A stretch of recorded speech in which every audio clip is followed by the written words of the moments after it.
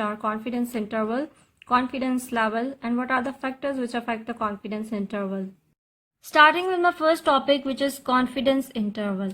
It's simply defined as the range of values within which population mean is expected to lie with certain probability. Confidence interval हमारे पास larger number of data या larger population के लिए use होता है, जहाँ पे हम population mean को इजीली कैलकुलेट नहीं कर सकते. इस केस में हम क्या करते हैं, पॉपुलेशन में से रैंडम सैम्पल्स लेते हैं, उनका सैम्पल मीन फाइंड आउट करते हैं, स्टैंडर्ड डेविएशन फाइंड आउट करते हैं और कॉन्फिडेंस इंटरवल के फॉर्मूला में पुट कर देते हैं. कॉन्फिडेंस इंटरवल जो है हमें रेंज ऑफ वैल्यू देता है, जिसमें हम कहते हैं कि हमारा पॉपुलेशन मीन इस रेंज में लाई करता है. कॉन्फिडेंस इंटरवल हमें समटाइम्स प्रिसिशन के बारे में बताता है कि हमारी जो कैलकुलेटेड वैल्यू है वो हमारी एक्चुअल वैल्यू से कितनी क्लोज है या कितनी फार है. कॉन्फिडेंस इंटरवल को फाइंड आउट करने के लिए हम दो फार्मूला यूज़ करते हैं. The only major difference between these two is the use of z and t. Z हम तब यूज़ करते हैं जब number of measurements made are greater than 30 और टी हम तब यूज़ करते हैं जब एन हमारे पास जो है वो लेस देन 30 हो. The next topic is confidence limit. It's simply defined as the limits of confidence interval or range. Confidence limit हमारे पास two extreme measurements होती हैं, upper confidence limit and lower confidence limit between which an observation lies. Confidence limit को हम ऐसे भी कह सकते हैं कि these are the boundary walls of confidence interval or the endpoints of confidence interval between which our population mean lies. Confidence limit को find out करने के लिए हम यहाँ पे ये फार्मूला यूज़ करते हैं, plus minus t standard deviation divided by under root n और plus minus z standard deviation divided by under root n. It only depends upon the number of measurements और sample size whether to use z और t. Plus minus are showing the upper confidence limit and lower confidence limit. अब जितना ज़्यादा हमारे पास sample size होगा, means जितना n हमारे पास ज़्यादा होगा, नंबर ऑफ मेजरमेंट्स हमारे पास ज़्यादा होंगी, उतना हमारे पास टी और standard deviation divided by under root n की वैल्यू जो है वो डिक्रीज़ होगी. जब ये वैल्यू डिक्रीज़ होगी तो हमारे पास कॉन्फिडेंस लिमिट स्मॉल आएगी. जब कॉन्फिडेंस लिमिट हमारे पास स्मॉल होगी तो ऑटोमेटिकली रेंज भी हमारे पास स्मॉल हो जाएगी, which means narrower confidence interval. जब कॉन्फिडेंस इंटरवल नैरो होगा तो we are pretty sure, we are much more confident that our sample mean is lying close to the population mean. अब graph देखें, 95% पे हमारे पास कुछ इस तरह ग्राफ आता है. ग्रीन रीजन जो है हमारे पास कॉन्फिडेंस इंटरवल को शो कर रहा है. Black boundaries are showing the lower limit and upper limit of the confidence interval. अब यहाँ पे आप देखें तो रेंज ज़्यादा है और उतने कम चांसेस हैं हमारे पास कि हम सैम्पल मीन जो है वो हमारे पॉपुलेशन मीन के क्लोज होगा. अब नॉर्मल डिस्ट्रीब्यूशन कर्व आप यहाँ पे देखें तो वन स्टैंडर्ड डेविएशन पे हमारे पास 68.3% डाटा होता है, टू स्टैंडर्ड डेविएशन पे 95.5% और थ्री स्टैंडर्ड डेविएशन पे हमारे पास 99.7% डाटा होता है. अब जितना ज़्यादा हमारे पास कॉन्फिडेंस रेंज आएगी उतने हम लेस कॉन्फिडेंट होंगे कि हमारा सैम्पल मीन जो है वो पॉपुलेशन मीन के क्लोज है. मीन्स एरर के चांसेस उसमें बहुत ज़्यादा है, वेरिएशन बहुत ज़्यादा है, तभी हमारे पास कॉन्फिडेंस रेंज जो है वो इतनी ज़्यादा आई है. नैरोअर कॉन्फिडेंस इंटरवल में हम प्रिटी मच श्योर होते हैं कि हमारा सैम्पल मीन जो होता है वो पॉपुलेशन मीन के क्लोज लाई कर रहा है. अब 50% कॉन्फिडेंस लेवल पे हम देखें तो हमारे पास ये ग्राफ आ रहा है. अब these dark pink are showing the boundaries, means the upper limit and lower confidence limit, और this region showing the confidence interval or confidence range within which our population mean lies. The next topic is confidence level. It's simply defined as the likelihood that the true value falls within the confidence interval. It tells the probability or chances of occurrence of true value within the confidence interval. अब high confidence level होने का ये मतलब बिल्कुल भी नहीं है कि सैम्पल मीन जो है वो पॉपुलेशन मीन के क्लोज होगा, बल्कि इसका ये मतलब है कि हमारा सैम्पल मीन जो है वो पॉपुलेशन मीन से फार अवे लाई करेगा. फॉर एग्जांपल अगर आप ये डायग्राम देखें यहाँ पर तो 99.7% कॉन्फिडेंस लेवल पे हमारे पास वाइडर कॉन्फिडेंस इंटरवल आता है, जिसका ये मतलब है कि सैम्पल मीन जो है वो पॉपुलेशन मीन से फार अवे लाई कर रहा है. और यही ग्राफ देखें 68.3% कॉन्फिडेंस लेवल पे तो हमारे पास नैरोअर कॉन्फिडेंस इंटरवल आ रहा है, जिसका ये मतलब है कि सैम्पल मीन जो है वो पॉपुलेशन मीन के क्लोज है.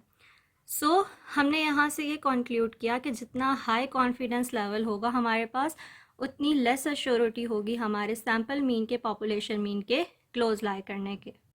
The next topic is what are the factors which affect the confidence interval. There are two factors, variation within population and sample size. अब वेरिएशन विद इन पॉपुलेशन कैसे affect कर रहा है confidence interval को.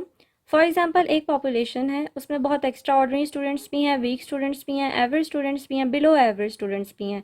जब उनमें से हम सैम्पल लेंगे तो ऑब्वियसली सैम्पल भी हमारे पास वेरिएंट आ जाएगा, और जब हम उसका कॉन्फिडेंस इंटरवल फाइंड आउट करेंगे तो हमारे पास वाइडर कॉन्फिडेंस इंटरवल आएगा. सिमिलरली इन सेकेंड केस, अगर हम ऐसी पॉपुलेशन लेते हैं जिसमें सारे स्टूडेंट्स ही एवरेज हैं, हमारे पास वेरिएशन नहीं है हमारी, और जब सैम्पल हम उसमें से लेंगे तो ऑब्वियसली सैम्पल भी इतना वेरिएंट नहीं होगा, और जब हम उसका कॉन्फिडेंस इंटरवल फाइंड आउट करेंगे तो हमारे पास नैरो रेंज आएगी. तो हमने यहाँ से ये कंक्लूड किया कि variation within population is directly proportional to the confidence interval. जितनी ज़्यादा वेरिएशन उतना वाइडर कॉन्फिडेंस इंटरवल, जितनी कम वेरिएशन उतनी lesser confidence interval. The next factor which affects the confidence interval is sample size. अब sample size कैसे affect कर रहा है कॉन्फिडेंस इंटरवल को. जितना स्मॉल सैम्पल होगा हमारे पास, फॉर एग्जांपल अगर 5 to 6 स्टूडेंट्स हम हर बैच में से लेते हैं, या 5 to 6 से कम कर लें, 3 to 4 स्टूडेंट्स हम ले रहे हैं हर बैच में से, तो ये पॉपुलेशन को रिप्रेजेंट नहीं करेगा अच्छी तरह से. उसके पास इतनी इन्फॉर्मेशन नहीं होगी कि वो पॉपुलेशन को रिप्रेजेंट करे, जिसकी वजह से हमारे पास वाइडर कॉन्फिडेंस इंटरवल आ रहा है. अगर हम उसी पॉपुलेशन में से नंबर ऑफ़ ऑब्जर्वेशन ज़्यादा कर दें, फॉर एग्जांपल 12 स्टूडेंट्स कर लें हर बैच में से, तो उनके पास जो है वो ज़्यादा इन्फॉर्मेशन होगी पॉपुलेशन के बारे में, क्योंकि हम सैम्पलिंग जो है वो रैंडम सैम्पलिंग करते हैं. तो जितनी ज़्यादा इन्फॉर्मेशन होगी उतना कम वेरिएशन भी प्रेजेंट होगी पॉपुलेशन में, और हमारे पास क्या होगा, स्मॉलर कॉन्फिडेंस इंटरवल आएगा. तो हमने यहाँ से ये कंक्लूड किया कि जितना सैम्पल साइज़ ग्रेटर होगा, स्मॉलर कॉन्फिडेंस इंटरवल होगा. Sample size is inversely proportional to the confidence interval. अब हमने पूरे टॉपिक में से क्या कंक्लूड किया है कि narrower confidence interval means values are lying close to population mean, and wider confidence interval means values are far away from population mean. जितना हाई हमारे पास कॉन्फिडेंस लेवल होगा, फॉर एग्जांपल 95% और 99%, उतने कम चांसेस होंगे हमारे सैम्पल मीन के पॉपुलेशन मीन के क्लोज होने के. अब जितनी ज़्यादा हमारे पास वेरिएशन होगी पॉपुलेशन में, उतना वाइडर कॉन्फिडेंस इंटरवल आएगा हमारे पास. अगर सैम्पल साइज़ हमारे पास लार्जर है तो वो स्मॉलर कॉन्फिडेंस इंटरवल देगा, एंड वाइस वर्सा. अब एंड पे हमारे पास एक न्यूमेरिकल है जिसमें स्टैंडर्ड डेविएशन हमें गिवन है which is equal to 0.5 milliequivalent per litre, और 95% पे हमने कॉन्फिडेंस लिमिट फाइंड आउट करनी है. अब कॉन्फिडेंस लिमिट का फार्मूला मैंने आपको स्टार्टिंग में बताया था कि क्या है. उससे हमने जो है वो कॉन्फिडेंस लिमिट फाइंड आउट करनी है, और हमारे पास कॉन्फिडेंस लिमिट आई है ±1.24. टी की वैल्यू जो है हम टेबल से निकाल लेंगे. अब 95% पे टी की वैल्यू क्या आ रही है, 4.303. अब 4.303 क्यों लिया हमने, क्योंकि डिग्री ऑफ फ्रीडम यहाँ पे 3 ट्रिप्लिकेट डिटर्मिनेशन यहाँ पे बताया हुआ है कि 3 मेजरमेंट्स हैं, तो 3 - 1 करेंगे हमारे पास आ जाएगा 2. तो डिग्री ऑफ फ्रीडम हमारे पास 2 है, और 95% कॉन्फिडेंस लेवल पे हमारे पास टी की वैल्यू आती है 4.303. लास्ट में ये न्यूमेरिकल है असेसमेंट के लिए, जो आप लोगों ने सॉल्व करना है एंड पे. मैंने यहाँ पे एग्जांपल मेंशन किया कि अगर हम डिटरमाइन करना चाहते हैं average IQ of students of chemistry department, तो हम डिपार्टमेंट में से डिफरेंट सैम्पल्स लेते हैं, क्योंकि ये हमारे लिए पॉसिबल नहीं है कि हम हर स्टूडेंट का इंडिविजुअली आईक्यू लेवल कैलकुलेट करें, क्योंकि अगर हर बैच में 25 स्टूडेंट्स हैं तो हमारे पास नंबर ऑफ़ ऑब्जर्वेशन कहीं 75 या 80 तक जाएंगी. तो हम पॉपुलेशन में से डिफरेंट सैम्पल्स लेते हैं, और फिर उन सैम्पल से हम कंक्लूजन ड्रॉ करते हैं अपना. अब जो कंक्लूजन हम ड्रॉ करेंगे उसे हम इन्फेरेंस कहते हैं. जो सैम्पल्स हम लेते हैं वो आपस में एक दूसरे से वेरी करते हैं. फॉर एग्ज़ाम्पल कुछ बहुत लाइक स्टूडेंट्स अगर हो गए और कुछ बहुत एक्स्ट्रा ऑर्डिनरी हो गया, कोई वीक स्टूडेंट या एवरेज स्टूडेंट है हमारे पास, तो उनमें हमारे पास वेरिएशन आ रही है. तो उन वेरिएशन को हम सैम्पलिंग एरर कहते हैं, या वेरिएशन ड्यू टू सैम्पलिंग. अब हम हर बैच में से 10 to 12 स्टूडेंट्स लेते हैं.